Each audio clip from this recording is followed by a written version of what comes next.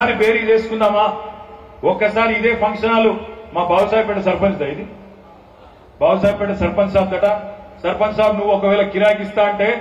లేదా ఫ్రీకి ఇస్తా అంటే గంగాధర్ ఎక్కడున్నాడు ఒకవేళ గంగాధర్కి నొప్పుకుంటే ఏం చేద్దామంటే ఇక్కడనే మనమే వేదిక ఏర్పాటు చేద్దాం వినోద్ అన్నని రమ్మందాం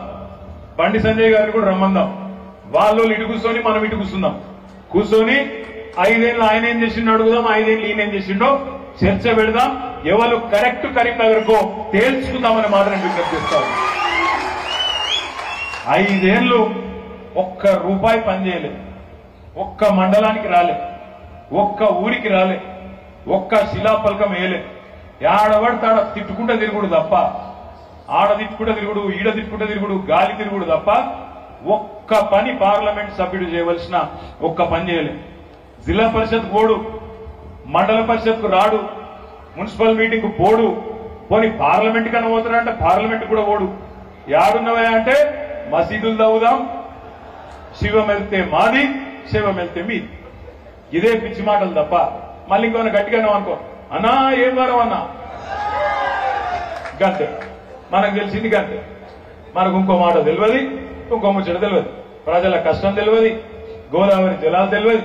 రాజ్యాంగం గురించి తెలియదు ఏవి తెలియదు కానీ మళ్ళా ఓట్లు వేయాలి ఓట్లు గుద్దాలి ఎందుకు జై శ్రీరామ్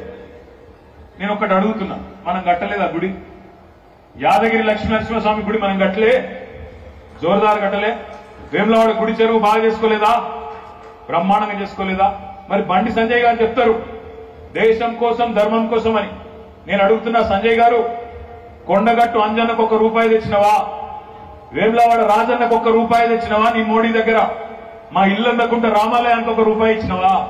లేదా సిరిసిల్ల మార్కండేయుల వారికి ₹1 ఇచ్చినవా ఎక్కడిది మరి నీ ధర్మం దేశం కోసం ధర్మం కోసం అనేది డైలాగుల కోసం ఓట్ల కోసం దంచుడు కాదు డైలాగులు ఎన్నడన్నా ₹1 పని చేస్తే చెప్పు ఈ పని చేసినా కాబట్టి నాకు ఓటు వేయండి అని చెప్పు నేను మిమ్మల్ని అందరినీ ప్రార్థించేది ఒకటే ఒకటి మీరు అనుకోవచ్చు ఎందుకు మొత్తం బీజేపీ గురించి మాట్లాడుతున్నది నాకు తెలిసినంత కాడికైతే కాంగ్రెస్ తో మనకు పోటీ లేదు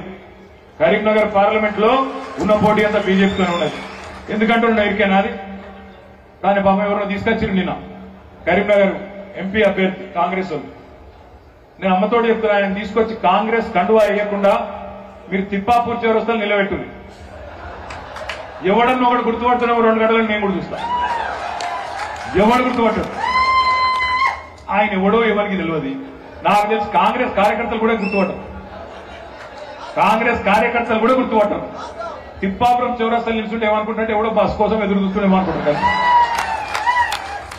అంతే తప్ప ఆయన అంటే క్యాండిడేట్ అట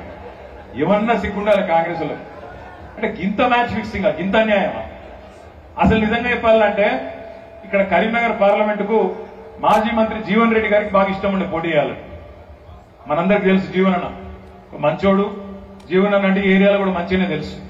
ప్రవీణ్ రెడ్డికి ఇంట్రెస్ట్ ఉండే మాజీ ఎమ్మెల్యే హుస్నాబాద్ వాళ్ళిద్దరు కొద్దిగా మంచి పోటీదారులు అయితే నిజంగా చెప్పాలంటే వాళ్ళిద్దరు వస్తే కొద్దిగా పోటీ గట్టిగా రసవత్తరంగా ఉంటుండే కానీ మ్యాచ్ ఫిక్సింగ్ లో భాగంగా రేవంత్ రెడ్డి గారు బండి సంజయ్ గారు బదులుకొని ఏమనుకున్నారు ఎరికేనా అరే గట్టోళ్ళని పెడతా అయితే బీఆర్ఎస్ గెలిచిపోతుందా సప్పుడేగా ఒక డమ్మి గాని డఫర్ గాని పెడదామని చెప్పి ఎవడో ఊరు పేరు ముక్కు మొక్కలు తెలవడం తీసుకొచ్చి ఇలా కరీంనగర్ పార్లమెంట్ లో కాంగ్రెస్ బీఫారం ఇచ్చింది నేనైతే మీ అందరికి చేసే విజ్ఞప్తి ఒకటే వాళ్ళ కుట్రలు వాళ్ళ ఎత్తుగడలు వాళ్ళకు ఉండొచ్చు మీరు మాత్రం వేములవాడలో పోయినసారి జరిగిన తప్పు దయచేసి ఈసారి జరగనీయకుండ్రి మొన్న పోయినసారి కూడా నేను చిల్కకు చెప్పినట్టు చెప్పిన ప్రతి మండలంకి వచ్చిన కేసీఆర్ గారు వచ్చిండ్రు మీకు దండం పెట్టి చెప్పిండ్రు ఏం చెప్పిండ్రు మంది మాట నమ్మి తెలుసు కదా మీకు ఇక నేను చెప్పా